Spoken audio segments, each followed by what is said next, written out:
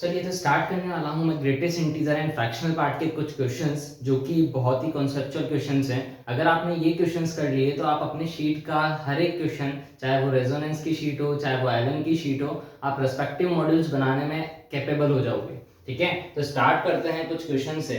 तो देखिए पहला क्वेश्चन क्या कहना चाह रहा है। पहले क्वेश्चन में अपन को क्या दिया हुआ है, 4 fractional part of x equal to x plus greatest integer of x. तो जब भी अपने पास बेटा क्या हो, x हो, ग्रेटेस्ट इंटीजर ऑफ x हो और फ्रैक्शनल पार्ट ऑफ x हो, तो सबसे पहली चीज जो आपको काम करना है वो क्या है कि सबको ग्रेटेस्ट इंटीजर और फ्रैक्शनल पार्ट में बदलना है। तो एक आइडेंटिटी पढ़ी थी अपन ने कि भाई अगर x है तो उसको क्या लिख सकते थे बेटा, ग्रेटेस्ट इंटीजर है x plus fractional part of x। तो पहला काम आपका क्या होगा, जब भी आपको ग्रेटेस्ट इंटीजर दिख रहा है, फ्रैक्शनल दिख रहा है, x दिख रहा है, तो x को सबसे पहला काम क्या है, greatest integer plus fractional part लिखना।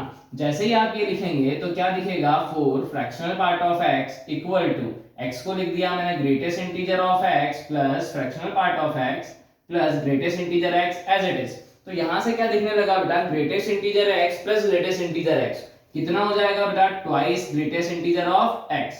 फ्रैक्शनल पार्ट ऑफ x 1 था, इसको अगर इधर लिया है बेटा 4 टाइम्स था, ये 1 टाइम्स है, कितना बचेगा बेटा, 3 times of fractional part of x। तो इससे क्या हुआ कि भाई अपने पास ग्रेटेस्ट इंटीजर किसकी टर्म्स में आ चुका है, फ्रैक्शनल पार्ट की टर्म्स में। तो सेकंड काम अपना क्या होगा, ग्रेटेस्ट इंटीजर की क्या निकालना, वैल्यू। तो 3/2 फ्रैक्शनल पार्ट ऑफ x। अच्छा किसी के दिमाग में ये तो नहीं आ रहा ना कि भाई ये 2 जो है वो अंदर चला जाएगा, 2 ग्रेटेस्ट इंटीजर ऑफ x एक डिफरेंट क्वांटिटी है।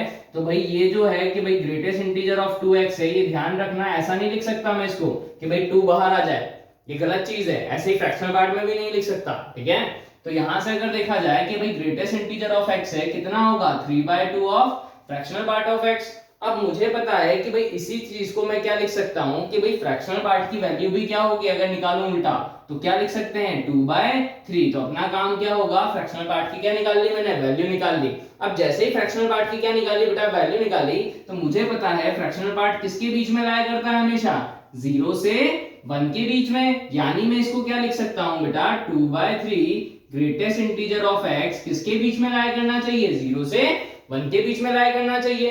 तो यहां से अगर देखें कि भाई क्रॉस मल्टीप्लाई किया तो 0 आएगा, यहां क्या आ जाएगा 3, 2 ग्रेटेस्ट इंटीजर ऑफ x 2 से डिवाइड कर देते हैं, तो 2 से 2 क्या हो जाएगा, कैंसिल आउट। यानी ग्रेटेस्ट इंटीजर x किसके बीच में, 0 से 3/2 के बीच में। अच्छा सर ऐसा थोड़ी ना, क्रॉस मल्टीप्लाई तो इनइक्वालिटी में अलाउ ही नहीं होता, आपने कैसे क्रॉस मल्टीप्लाई कर दिया। तो भाई क्रॉस मल्टीप्लाई तब कर सकते हैं जब क्वांटिटी क्या हो, पॉजिटिव। यहाँ 3 क्या था, पॉजिटिव, यानी मैं क्रॉस मल्टीप्लाई कर सकता हूं, कोई दिक्कत वाली बात नहीं है। आगे बात करते हैं कि 0 से किसके बीच में बेटा, ग्रेटेस्ट इंटीजर 3/2। यानी कि क्या क्या हो सकता है भाई, ग्रेटेस्ट इंटीजर या इंटीजर ही होता है, या तो 0 होगा या ग्रेटेस्ट इंटीजर क्या होगा, 1 होगा। क्यों, क्योंकि 3/2 की वैल्यू कितनी है बेटा, 1.5। अब 1.5 से छोटा इंटीजर कौन सा होगा, 1 ही होगा, ऑब्वियस है, 1.5 तो इंटीजर होता नहीं है। तो यानी 2 वैल्यू पॉसिबल है। अब अगर ग्रेटेस्ट इंटीजर 0 है तो देखिए फ्रैक्शनल पार्ट निकल जाएगा क्या, फ्रैक्शनल पार्ट क्या है, 2/3 of greatest integer of x। अब अगर ग्रेटेस्ट इंटीजर 0 रखा तो पहला फ्रैक्शनल पार्ट कितना आ गया, 0। ऐसे ही अगर 1 रख दूं तो फ्रैक्शनल पार्ट क्या आएगा, 2/3। तो ये कब के लिए था बेटा, जब ग्रेटेस्ट इंटीजर क्या था, 0। ये कब के लिए, जब ग्रेटेस्ट इंटीजर 1 है। तो क्या बताओ मुझे, x निकल जाएगा क्या, x क्या होता था, अभी हाल लिखा था, greatest integer plus fractional part. यानी अगर x की वैल्यू निकालना चाहूं तो क्या लिख सकता हूं, greatest integer of x plus fractional part of x, ये 0 ये भी 0। तो एक सॉल्यूशन तो क्या आ गया, 0 आ गया। दूसरा क्या कि ये 1 है, ये क्या है, 2/3 है, तो यानी कितना आ जाएगा एलसीएम लेके, 5/3। 3 यहां आएगा, 3 + 2 कितना हो जाएगा, 5। तो ये क्या हो गया अपना सॉल्यूशन। तो जब भी अपने पास ग्रेटेस्ट इंटीजर हो, फ्रैक्शनल पार्ट हो, x हो, तो सबसे पहला काम क्या करेंगे कि उसको किस में कन्वर्ट करेंगे, greatest integer plus fractional part में। फिर फ्रैक्शनल पार्ट की क्या निकालेंगे, वैल्यू, किसकी टर्म्स में, ग्रेटेस्ट इंटीजर की टर्म्स में। फिर फ्रैक्शनल पार्ट किसके बीच में होगा, 0 से 1 के बीच में, तो वहां से दोनों की वैल्यू क्या कर लेंगे अपन, फाइंड कर लेंगे। अब इसी में क्या होगा कि भाई समझाया तो ये जाता है, नो डाउट सब टीचर समझाएंगे, लेकिन क्या होगा, क्वेश्चन जब चेंज करेगा अपन को, अगर एडवांस लेवल पे लेके जाएगा तो वो x की जगह क्या करेगा कि भाई 2x कर देगा या 3x कर देगा। वहीं पे बच्चों का कॉन्सेप्ट क्या हो जाएगा, गायब। ठीक है, जैसे कि देखो सेकंड क्वेश्चन है, क्वेश्चन नंबर 2 क्या कह रहा है भाई, 3x है प्लस 5 है फ्रैक्शनल पार्ट ऑफ x है, 4 है, ग्रेटेस्ट इंटीजर ऑफ 2x है, प्लस 3 है। तो देखिए भाई पहली चीज तो समझ में आनी चाहिए कि भैया फ्रैक्शनल पार्ट है, x है, ग्रेटेस्ट इंटीजर है, तो यानी कि अपन को मेथड तो वही लगाना है जो फर्स्ट क्वेश्चन में लगाया। लेकिन एक दिक्कत की बात थी। दिक्कत की बात क्या थी कि उस क्वेश्चन में ग्रेटेस्ट इंटीजर x था, यहाँ ग्रेटेस्ट इंटीजर 2x है। तो अगर ग्रेटेस्ट इंटीजर 2x है तो अभी हाल मैंने बताया था इसको मैं क्या नहीं लिख सकता बेटा, 2 ग्रेटेस्ट इंटीजर ऑफ x। मैं डायरेक्टली इसको ये नहीं लिख सकता, तो अब ये डायरेक्टली सॉल्व नहीं होगा, तो बच्चा यहीं छोड़ देगा क्वेश्चन को। तो देखिए ऐसे क्वेश्चन जिनमें क्या हो, मल्टीप्लिकेशन में हो, तो सबसे पहले केसेस बनाने पड़ते हैं। तो देखना, समझना इस चीज को। अगर मैंने लिखा था x को, तो x क्या होता था, greatest integer plus fractional part of x, यही होता था। अगर दोनों तरफ 2 से मल्टीप्लाई कर दिया जाए तो क्या आएगा बेटा, 2 greatest integer of x, 2 fractional part of x। इसमें तो किसी को दिक्कत होनी नहीं चाहिए आई थिंक। अब देखिए मुझे क्या निकालना है, ग्रेटेस्ट इंटीजर ऑफ 2x। तो अगर ग्रेटेस्ट इंटीजर ऑफ 2x है तो उसको कैसे सोल्व किया जाए, तो देखना कि ग्रेटेस्ट इंटीजर अगर मैं दोनों का ले लूं तो क्या आएगा, 2 greatest integer of x, 2 fractional part of x, यही आएगा। अब मुझे एक चीज समझाइए कि मैंने एक आइडेंटिटी बताई थी कि अगर आपने देखी है तो x प्लस अगर इंटीजर है तो इसको मैं क्या लिख सकता था बेटा कि ग्रेटेस्ट इंटीजर है x प्लस i को मैं क्या करता था, बाहर निकाल देता था, यही था। अब मुझे एक चीज समझाइए कि ग्रेटेस्ट इंटीजर ऑफ x है तो माइंड में पहली चीज आ जानी चाहिए कि तो इंटीजर है, 2 से मल्टीप्लाई करूंगा तो भी क्या होगा, इंटीजर होगा, यानी कि ये क्या है बेटा, 2i। अगर ये 2i लिखा हुआ है तो मैं इस प्रॉपर्टी से इसको क्या निकाल सकता हूं, बाहर। यानी मैं इसको ऐसा लिख दूं क्या भाई, 2 ग्रेटेस्ट इंटीजर x बाहर निकाल दिया, अंदर क्या रहेगा, 2 फ्रैक्शनल पार्ट ऑफ x का ग्रेटेस्ट इंटीजर। तो अपने पास क्या हो गया, ये बन गया।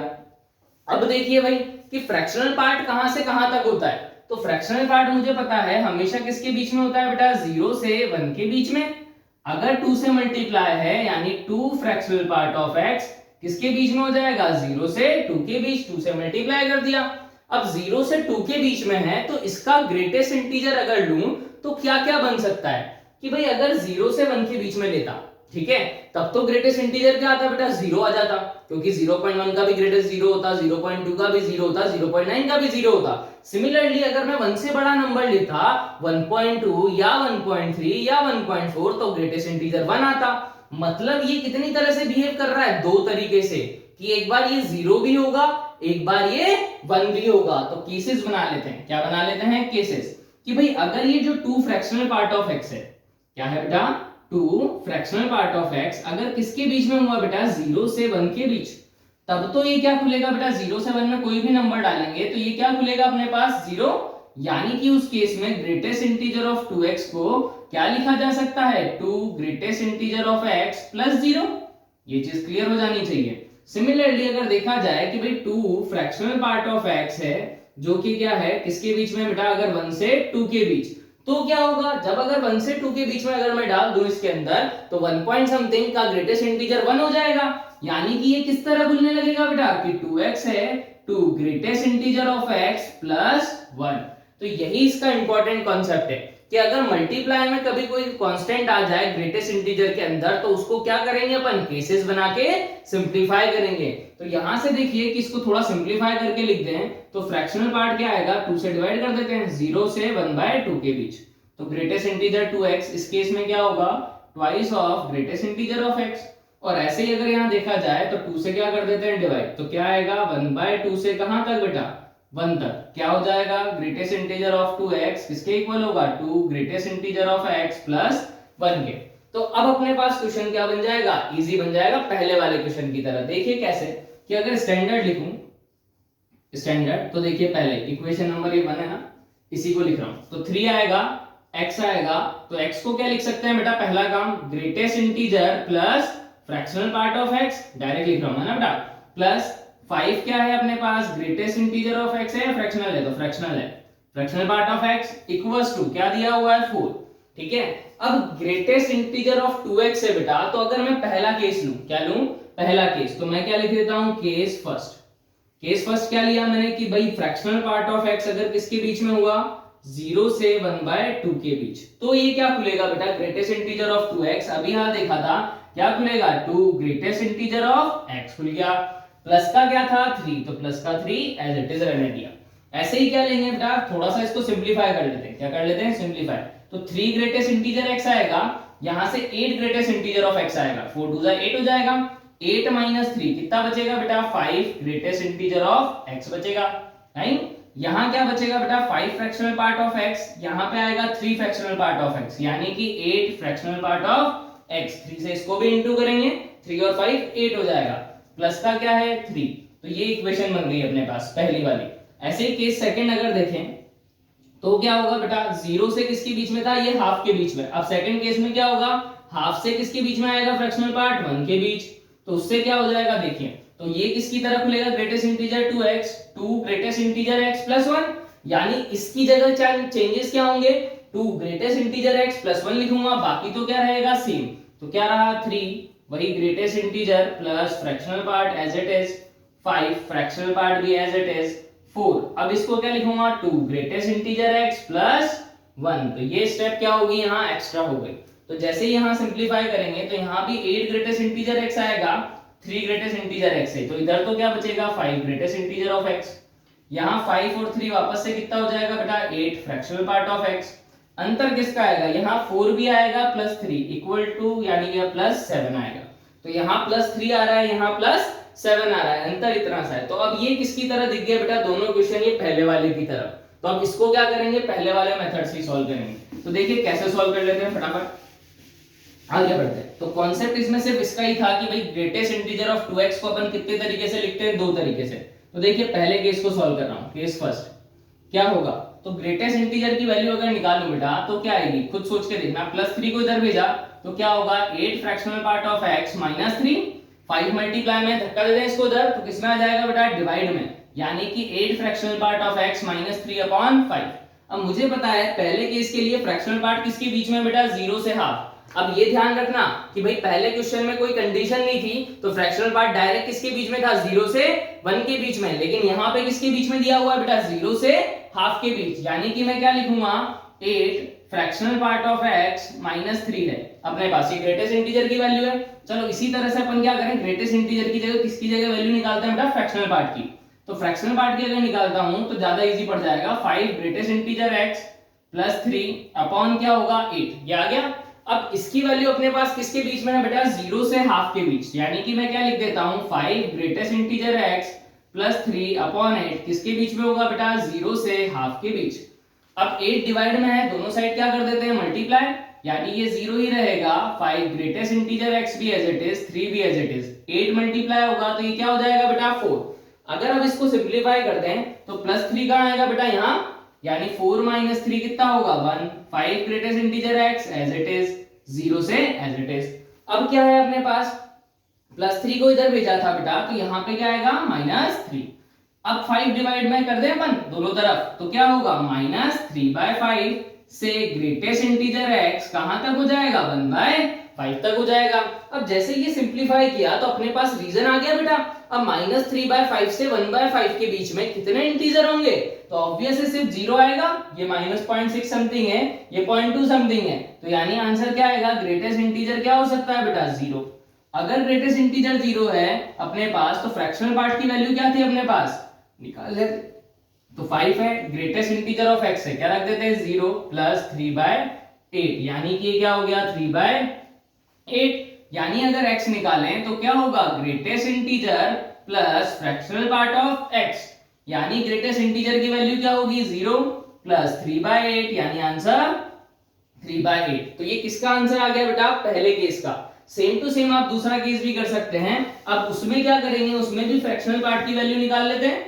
क्या आएगी अब सेकेंड केस के लिए, फ्रैक्शनल पार्ट की वैल्यू अगर निकालूं तो क्या आएगी 5 greatest integer x plus 7 upon 8, तो अंतर कितने का आ जाएगा सिर्फ कि भाई अब यहां पर क्या डलेगा कि भाई हाफ से 1, क्या दे रखा है अपन को, फ्रैक्शनल पार्ट कहां से कहां तक है, हाफ से 1 तक, तो मैं क्या करूंगा ये वैल्यू डाल दूंगा उठा के, तो क्या होगी फ्रैक्शनल पार्ट की value 5 greatest integer x plus 7 upon 8, 1 से छोटा लेकिन हाफ से बड़ा, तब 8 से मल्टीप्लाई करेंगे दोनों साइड तो ये क्या हो जाएगा 8 से 2 कितनी बार 4 बार, ये 5 greatest integer of x as it is plus 7 as it is 8 as it is. यहां से सिंप्लीफाई अगर यहां लिख दूं तो क्या होगा 7 इधर आएगा तो -3, 5 ग्रेटेस्ट इंटीजर ऑफ x 7 इधर आएगा 1, यानी कि -3/5 से कहां तक आएगा बेटा अपने पास, 5 ग्रेटेस्ट इंटीजर ऑफ x था, हटा देते हैं, 1/5 तक, 5 से डिवाइड कर दिया दोनों तरफ। तो देखिए -3/5 से वापस कितना आ रहा है अपने पास, 1/5, यानी कि फिर से वैल्यू क्या होगी ग्रेटेस्ट इंटीजर की, 0। तो ग्रेटेस्ट इंटीजर 0 हो गया, ठीक है, और कोई नहीं हो सकता, ग्रेटेस्ट इंटीजर 0 है, लेकिन अब फ्रैक्शनल पार्ट कितना आएगा, तो फ्रैक्शनल पार्ट कितना आएगा, 5 × 0 + 7/8, यानी आंसर कितना हो जाएगा, greatest integer plus fractional part, तो एक तो 3/8 और एक 7/8, तो ये अपना क्या हो गया, सॉल्यूशन। तो ये बहुत ही अच्छा क्वेश्चन था बेटा कि जब ग्रेटेस्ट इंटीजर के अंदर मल्टीप्लाई में टर्म्स आ जाएं तो उनको कैसे सॉल्व किया जाता है। तो उनको क्या करना पड़ेगा, पहले केस बनाओगे फिर सिंपलीफाई करोगे, ठीक है। तो ये जेईई एडवांस लेवल का क्वेश्चन था, काफी अच्छा और काफी लेंथी। आगे बात करते हैं। अब इसी में अगर इजी बनाना चाहेगा जेईई मेंस टाइप तो वो क्या कर सकता है, तो वो आपको इतना लंबा नहीं देगा एक्सप्रेशन, वो आपको ऐसे दे देगा क्वेश्चन कि भाई ग्रेटेस्ट इंटीजर ऑफ 2x है, नहीं वो किसके इक्वल है, ग्रेटेस्ट इंटीजर ऑफ x के, अब बता दीजिए वैल्यू। तो फिर वो क्या हो जाएगा, जेईई मेंस लेवल का हो जाएगा, ज्यादा लेंथी नहीं पड़ेगा। तो दो केसेस की तरह अपन उसको क्या कर देंगे, सिंपलीफाई कर देंगे, ठीक है। आगे बात कर लेते हैं बेटा किसकी, next question, question number 3। Question number 3 क्या कह रहा है, y है 2 है, ग्रेटेस्ट इंटीजर ऑफ x है, +3 है, 3 है, x -2 है, प्लस का 5 है। तो देखिए सबसे पहला दिमाग क्या कह रहा है आपका, माइंड में क्या आना चाहिए क्वेश्चन देख के, मेरे दिमाग में क्या आ रहा है माइंड में देख के कि मुझे वैल्यू किसकी निकालनी है बेटा, x + y की। तो सबसे पहले x भी पता होना चाहिए और y भी पता होना चाहिए। अगर x और y नहीं निकलेगा तो मेरा काम नहीं होगा। तो उसके लिए मुझे क्या करना पड़ेगा कि भाई पहले x की वैल्यू निकालते हैं। तो यहाँ दो टर्म दी रखी है बेटा, तो इसको थोड़ा सिंप्लीफाई कर लेते हैं।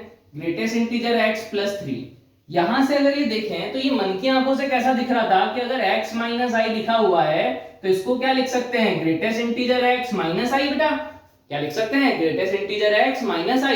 यानी कि अगर मैं इसको लिखना चाहूं तो क्या लिख सकता हूं, ग्रेटेस्ट इंटीजर x -2 प्लस का 5, 3 से मल्टीप्लाई में था तो ब्रैकेट लगा देता हूं। तो यहां से क्या होगा, 2 ग्रेटेस्ट इंटीजर x है +3 है, ये क्या होगा 3 ग्रेटेस्ट इंटीजर x -3 2 6 + 5, यही हो जाएगा। यानी कि अब ये साफ साफ दिखने लगा कि 2 ग्रेटेस्ट इंटीजर है, ये 3 ग्रेटेस्ट इंटीजर है, क्या बनेगा, ग्रेटेस्ट इंटीजर x -6 + 5 -1 होगा, इधर आके प्लस हो जाएगा तो 4, यानी ग्रेटेस्ट इंटीजर x की वैल्यू कितनी आएगी बेटा, 4 आ गई। अब ग्रेटेस्ट इंटीजर x अपने पास 4 आ गया, अपन को तो इसकी निकालनी है वैल्यू, तो कैसे निकालें, तो ग्रेटेस्ट इंटीजर यहां रख दूं क्या, तो y कितना आएगा बेटा, 2 × 4 + 3, यानी कि कितना हो जाएगा, 2 4 8 + 3 यानी 11। तो यहां से देखा कि भाई ग्रेटेस्ट इंटीजर x है 4 है अपने पास, y कितना है अपने पास 11 है। अपन ने यहां देखा कि x + y है, y को अगर मैं 11 डाल दूं, x + y निकालना था ना बेटा अपन को, तो y की जगह अगर 11 रख दूं तो ये x + i लिखा हुआ है, तो इसको क्या लिख सकते हैं, ग्रेटेस्ट इंटीजर है x + i, यानी ग्रेटेस्ट इंटीजर x की वैल्यू कितनी दे रखी है अपन को, 4, तो 4 + 11 यानी 15। तो यहाँ ये कॉन्सेप्ट थोड़ा सा अच्छा था, क्या कि यहाँ क्या था दिक्कत की बात कि सब कुछ निकाल लेते हैं बच्चे, यहाँ तक वैल्यू भी निकाल लेंगे, लेकिन जैसे ही ग्रेटेस्ट इंटीजर x आएगा तो अब वो सोचेंगे कि x की वैल्यू कैसे निकाली जाए, क्योंकि अंदर x है उसको बाहर तो लाया नहीं जा सकता। तो पहले y निकालो, y निकालने से क्या काम हो गया, पता लग गया इंटीजर है, यानी उसको क्या कर सकते हैं अपन, बाहर कर सकते हैं सीधे सीधे, तो अपन को x की वैल्यू निकालने की जरूरत नहीं पड़ेगी, सिर्फ ग्रेटेस्ट इंटीजर से काम हो जाएगा। नेक्स्ट क्वेश्चन देखिए कि भाई अगर इक्वेशन है जो कि क्या है, क्वाड्रेटिक है या क्यूबिक है या बाई क्वाड्रेटिक है, जिसमें ग्रेटेस्ट इंटीजर टर्म की टर्म बन रही है, तो क्या करोगे आप, तो देखिए भाई ग्रेटेस्ट इंटीजर x का होल स्क्वायर है प्लस ग्रेटेस्ट इंटीजर x है, तो सबसे पहला तो आपको पता लग जाना चाहिए ये कौन सी इक्वेशन है, क्वाड्रेटिक है, क्यूबिक है या बाई क्वाड्रेटिक है, तो ऑब्वियस है कि 2 डिग्री है मतलब क्वाड्रेटिक है। तो अगर मैं इसको अज्यूम कर लूं कि भैया ग्रेटेस्ट इंटीजर x क्या है, t है, तो ये किसकी तरह दिखने लगेगा बेटा, t² + t - 2 > 0, यानी ये क्वाड्रेटिक हो गई, इसकी मिडिल टर्म स्प्लिटिंग हो सकती है क्या, तो बिल्कुल हो सकती है, t² है, ठीक है, प्लस का क्या कर देते हैं 2t माइनस का 1t -2 > 0, सिंप्लीफाई कर दें तो क्या आ जाएगा बेटा t + 2 और t - 1 > 0। अगर यहां से देखें इनइक्वालिटी तो क्या रूट्स है अपने पास, एक रूट आ रहा है बेटा -2, इसको 0 किया तो इसको 0 किया तो क्या आ रहा है 1 आ रहा है, यानी कि क्या होगा, लास्ट मोस्ट रीजन पॉजिटिव, फिर नेगेटिव, फिर पॉजिटिव, क्योंकि सब पे और पावर है। ग्रेटर देन 0 रीजन मतलब कौन सा होगा बेटा, पॉजिटिव रीजन, यानी कि कहां से कहां तक, यहां से यहां तक और यहां से यहां तक, यानी कि t क्या होना चाहिए, या तो -2 से छोटा, या फिर t क्या होना चाहिए 1 से बड़ा। t क्या था बेटा, ग्रेटेस्ट इंटीजर ऑफ x। अब बच्चे यहां तक तो बड़ा इजीली सॉल्व कर लेते हैं, लेकिन इसके आगे क्या करते हैं, गलत कर देते हैं, नेगेटिव मार्किंग कराते हैं। कैसे कराते हैं वो समझना। मैंने बोला अगर x माइनस 2 से छोटा है तो x की वैल्यू क्या होगी। तो ग्रेटेस्ट इंटीजर x अगर less than equals to n है बेटा, तो क्या लिखेंगे इसको, ये माइनस 2 कब आएगा, खुद सोच के देखिए, ये माइनस 2 कब आएगा, जब माइनस 1 पॉइंट समथिंग डाल दिया जाए।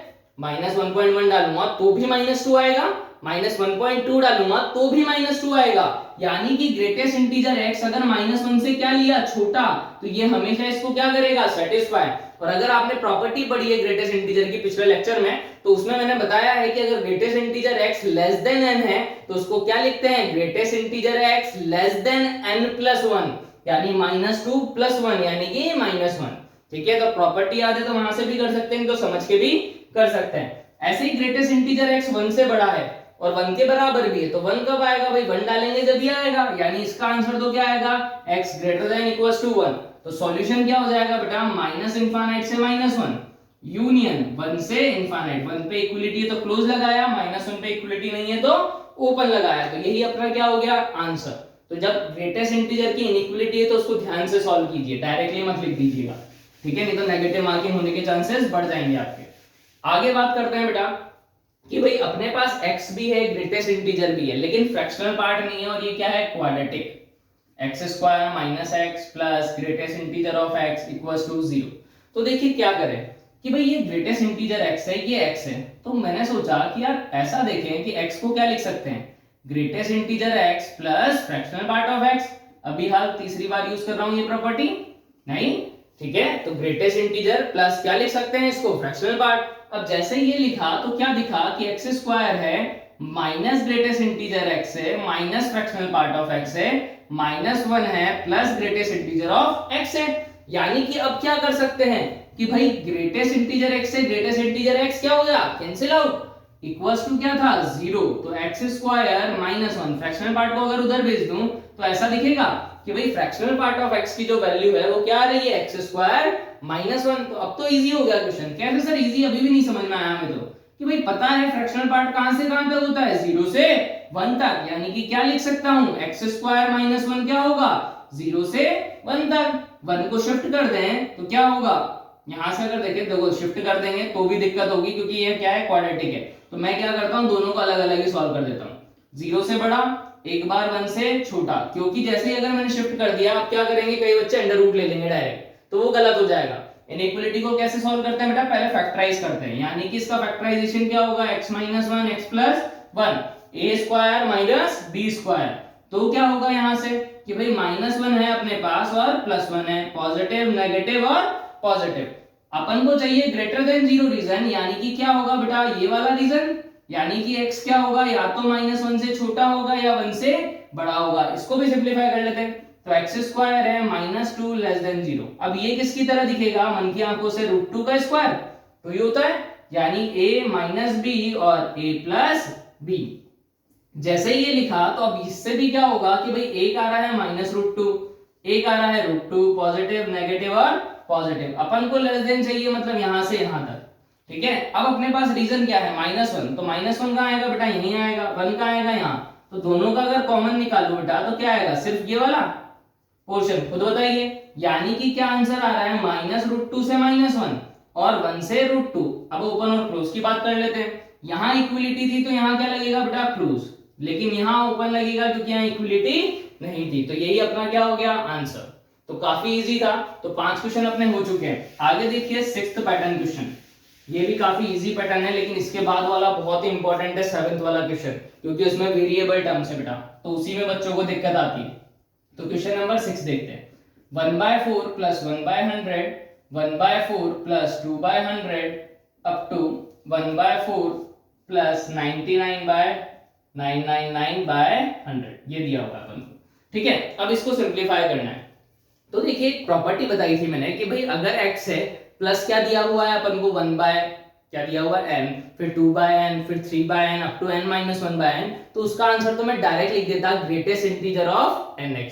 लेकिन यहाँ पर क्या है, अपने पास टर्म जो है n-1/n नहीं बन रही, तो यहाँ शॉर्ट टेक अप्लाई नहीं होगी। तो यहाँ क्या करना पड़ेगा वो समझते हैं। तो देखिए सबसे पहले मैंने बताया था कि अगर सिर्फ ग्रेटेस्ट इंटीजर की टर्म है तो अपना पहला काम क्या होता है, ये देखना कि वो कहाँ ब्रेकेज हो रहा है, क्योंकि इसमें कहीं भी फ्रैक्शनल पार्ट नहीं है, यहाँ सारे क्या है ग्रेटेस्ट इंटीजर और सारे नंबर्स है। तो अपना पहला काम क्या होगा कि देखना कि भाई ये कहाँ ब्रेकेज होगा, ये कहाँ कहाँ इंटीजर बनेगा। तो भाई देखते हैं सबसे पहले 1/4 का मतलब क्या था 0.25,